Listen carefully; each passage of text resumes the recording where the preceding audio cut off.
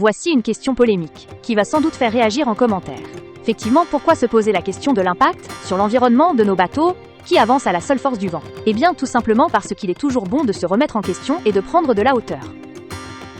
S'il est vrai que nous, les voileux, sommes moins polluants que les utilisateurs de bateaux à moteur, notre impact environnemental ne s'arrête pas à la propulsion. Alors bien évidemment, n'étant pas un expert en la matière, je ne vais pas vous présenter de chiffres certifiant que telle ou telle action est responsable de telle quantité d'émissions de CO2, d'ailleurs même les experts entre eux en profiteraient pour s'écharper.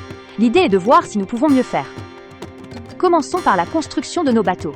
Ouais, là, clairement, peut mieux faire. Entre la résine de polyester, l'époxy, et les différents matériaux des sandwichs de nos coques, nos bateaux ne sont pas super écolos. Même les voiliers construits en contreplaqué bois utilisent de l'époxy en quantité. Et je ne parle même pas des coques en aluminium et de notre accastillage en inox.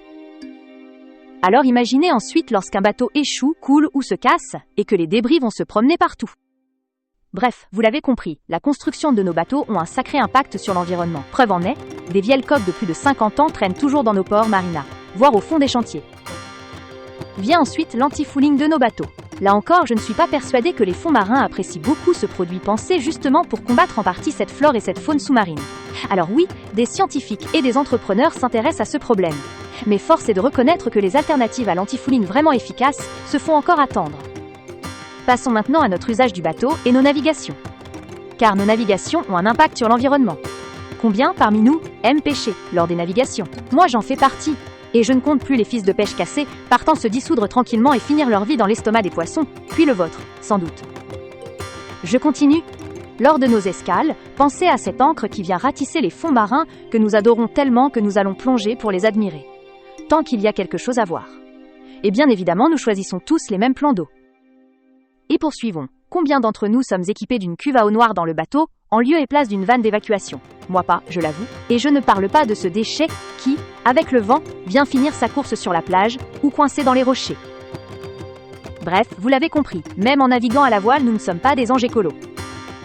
Mais, pour autant, je ne vais pas rester sur cette note négative.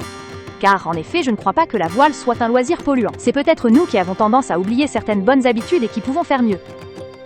Car nous sommes des précurseurs, j'en suis persuadée, bien avant que certains écolos ne nous condamnent à la perpétuelle repentance, ou ne nous jugent, nous avons compris l'intérêt de gérer notre consommation et vivre en harmonie avec la nature. Et la voile est une excellente école de la vie.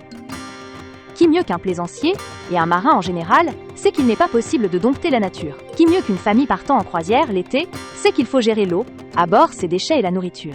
Qui mieux qu'un ou une propriétaire de voilier, sait qu'il est possible de naviguer sur un bateau de plus de 50 ans, si on en prend soin et qu'on lui apporte assez de respect?